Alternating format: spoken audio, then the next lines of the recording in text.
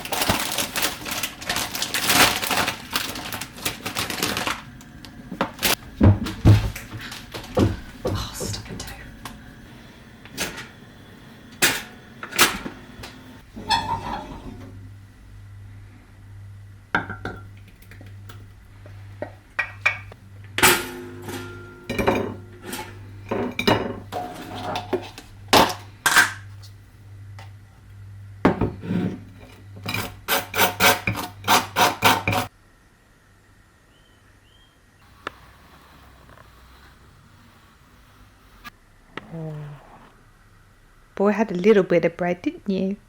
Had a little bit of toast. Did I have a little bit of toast?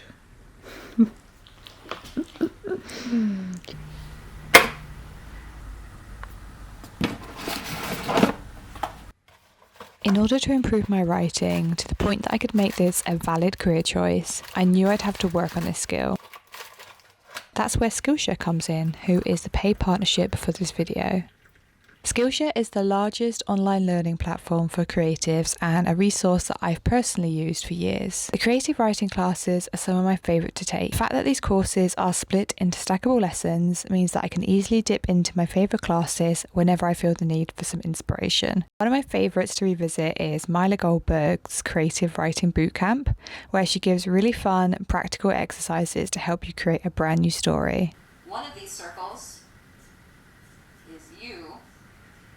And then the other circle is the character that you're trying to get into the head of. Skillshare is a wonderful resource for anyone who wants to explore their creativity, with classes taught by expert teachers ranging from topics like art and illustration, personal development, and even gardening. Skillshare are now offering my audience an exciting new offer, as the first 500 people to use the link in my description or scan the QR code will receive 20% off their first year of Skillshare, as well as a 7-day free trial and a 30-day money-back guarantee. Thank you to Skillshare for partnering with me on this video and continuing to support my channel.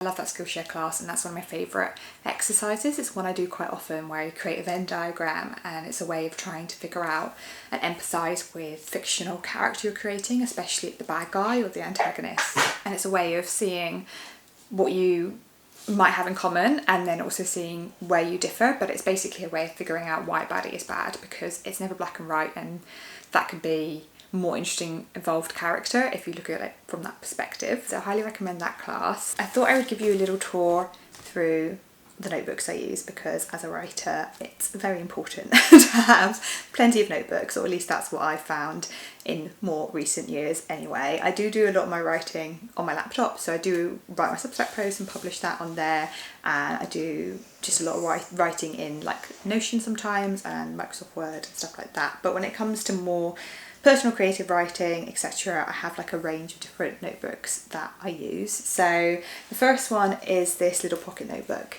that my mum got me a little while ago now. It's Anne of Green Gables themed, because there's like part of the manuscript on the front there, so it's really lovely. And this is essentially my ideas notebook. So this is where I write down anything and everything that comes to mind for any creative projects, you name it.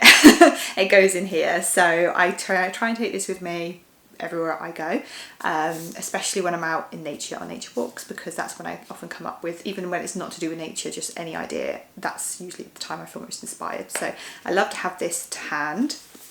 And then my most recent notebook, I believe, is this one here. That's from Bookaroo, and this is kind of using it now just as a personal journal. I wasn't sure exactly what it was going to be when I got it, but I loved these products, and I recently bought the matching pouch that comes with it, which is definitely not a necessity, but it's a really lovely idea, because the idea is you can fit, you know, this in really nicely, but you can also fit in a book, because you've got like plenty of space, and even if you've got a tablet you can fit that in, and there's a pouch at the front for your phone or anything like that, and then a pen thing at the side. I just thought it was really lovely, and it really encourages me to try and take out like my journal and a book whenever I go out and about, because the two things that I often gravitate towards if I have some spare time or feeling a little bit inspired, especially when I'm in cafes. I do love to journal in cafes. I find it really stimulating environment to be in, especially with all the people watching. But I tend to write in this not every day, but probably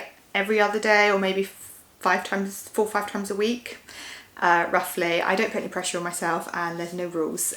So a lot of it is just capturing my day to day and what I've noticed and how I felt about it, things like that. So it's more of a personal journal in that way. But I just love it because it's just very simple. I love the size, it's very portable, it's just lined paper. Really simple, but I really enjoy it. And then I have, I've gone through quite a few of these notebooks now. So this is a UK artist, I don't actually think she's Scottish, Hannah Longmuir. I really love her work. There are a lot of the independent shops around here have her work. So this is just a plain paper. It's kind of like craft notebook, but a little bit prettier. So very affordable, and what I love about this is I don't mind getting it a bit battered. So if I'm out again on a nature walk, particularly if I'm taking my rucksack or even my wee bag, it can fit in because I can like scrunch it up a little bit, and I want to do longer writing about the nature around me, that's when this comes in handy. I'm trying to get back into the habit of taking this out with me, because that's how I started and kept up a nature diary last year, and it slipped a little bit this year because I've been focusing on other creative projects, but I'd love to do more of it. So it's handy just to have one of these kicking around for that purpose. And then lastly, I have this, which is essentially now my work notebook. It's a lot of planning in here, a lot of brainstorming. Again, I do quite a lot of that in Notion, but there is something freeing about having just pen or pencil to paper. I find it sticks in my brain a little bit more if I'm trying to learn something, so like when I'm note taking and stuff, and it also frees up my brain so I don't feel as intimidated by a blank page like I do my laptop for whatever reason, and it just gives you a little bit more space because it is that bit bigger, a bit more space to grow, and it's a beautiful notebook. My mum got this for me. She loves to give me notebooks, so it's got this on the back, and then through it's called a writing and creativity journal, and it's got really lovely artwork throughout as well, which is very inspiring. So yeah, not essential, but really lovely to have a little collection of notebooks for whatever I'm in the mood for. It just encourages me to keep writing.